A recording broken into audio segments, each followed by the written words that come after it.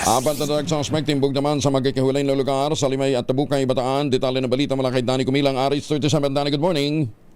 Dalawang maghiwalay na operasyon kontra illegal na droga ang nagresulta sa pagkakaresto ng apat na drug suspect at pagkakasamsam ng hininalan Shabu sa Limay at Abukay, Bataan. Sa Limay, dalawang suspect ang naaresto, kabilang ang isang beke sa bypass operation sa Barangay Town Site Limay, Bataan.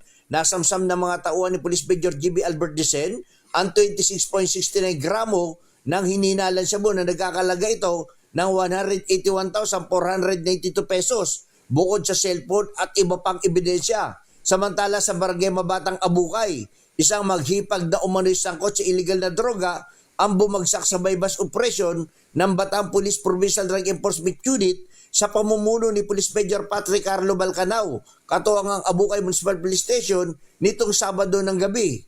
Nakumpiska sa kanila ang ilang sachet ng hininalan Shabu, kabilang ang humigit kumulang 5.77 gramo, isang cellphone, isang tunay na 1,000 bill at 8 peking 1,000 bill na mark money. Nasa kustodiya na ng pulisya ang mga suspect habang inihanda ang kaukulang kaso. Mensahe ng Bataan PNP, tuloy-tuloy ang kanilang operasyon, walang ligtas sa kamay ng batas ang mga sangkot sa illegal na droga. Danny Kumilang, RS37, DZRH, una sa Pilipinas, una sa Pilipino. Maraming salamat, Danny.